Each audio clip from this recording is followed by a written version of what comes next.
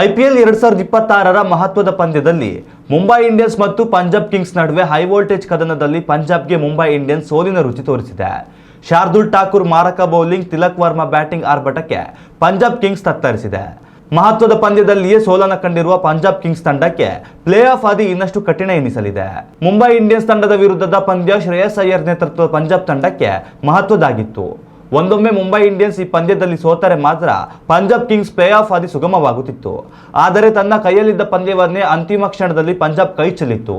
ಮುಂಬೈ ವಿರುದ್ಧ ಸೋಲಿನ ಕಾರಣದಿಂದಲೇ ಪಂಜಾಬ್ ತಂಡಕ್ಕೆ ತನ್ನ ಮುಂದಿನ ಪಂದ್ಯಗಳಲ್ಲಿ ಗೆಲ್ಲುವುದರ ಜೊತೆಗೆ ಮುಂಬೈ ತಂಡದ ಸೋಲಿಗಾಗಿ ಪ್ರಾರ್ಥಿಸುವ ಅನಿವಾರ್ಯತೆ ಎದುರಾಗಿದೆ.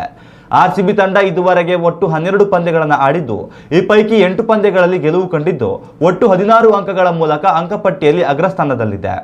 ಉಳಿದಂತೆ ಗುಜರಾತ್ ಟೈಟನ್ಸ್ ತಂಡ 12 ಪಂದ್ಯಗಳ ಪೈಕಿ 8 ಪಂದ್ಯಗಳಲ್ಲಿ ಗೆಲುವು ಕಂಡು 16 ಅಂಕ ಸಂಪಾದಿಸಿದೆ. ಆದರೆ ಸನ್ರೈಸರ್ಸ್ ಹೈದರಾಬಾದ್ ತಂಡ 12 ಪಂದ್ಯಗಳಲ್ಲಿ 14 ಅಂಕ ಪಡೆದಿದ್ದು ಸದ್ಯ 3ನೇ ಸ್ಥಾನದಲ್ಲಿದೆ.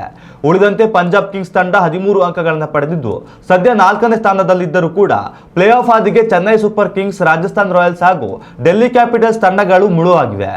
ಮುಂದಿನ 2 ಪಂದ್ಯಗಳನ್ನು ಪಂಜಾಬ್ ಕಿಂಗ್ಸ್ ಭಾರಿ ಆತಂಕದಿಂದ ಗೆಲುವು ದಾಖಲಿಸಬೇಕು. ಜೊತೆಗೆ ಸಿಎಸ್ಕೆ, ರಾಜಸ್ಥಾನ್ ರಾಯಲ್ಸ್ ಹಾಗೂ ಡೆಲ್ಲಿ ಕ್ಯಾಪಿಟಲ್ಸ್ ತಂಡಗಳ ಸೋಲು ಗೆಲುವಿನ ಲೆಕ್ಕಾಚಾರ ಪಂಜಾಬ್ ತಂಡದ ಪ್ಲೇ ಆಫ್ ಮುಂದಿನ ಹಾದಿಯನ್ನು ನಿರ್ಧರಿಸಲಿದೆ. ಉತ್ತಮ ಸಂಸ್ಕಾರಯುತ ಶಿಕ್ಷಣದೊಂದಿಗೆ VSS English medium CBSE school, Udupi Muddur. ನರ್ಸರಿಯಿಂದ 10ನೇ ತರಗತಿವರೆಗೆ ಶಿಕ್ಷಣದ ಜೊತೆಗೆ 5ರಿಂದ 10ನೇ ತರಗತಿವರೆಗಿನ ವಿದ್ಯಾರ್ಥಿನಿಯರಿಗೆ ಉತ್ತಮ ಹಾಸ್ಟೆಲ್ ಸೌಲಭ್ಯವೂ ಇದೆ. ನಿಮ್ಮ ಮಕ್ಕಳ ಪ್ರವೇಶಾತಿಗಾಗಿ ಈ ಸಂಖ್ಯೆಗೆ ಕರೆ ಮಾಡಿ.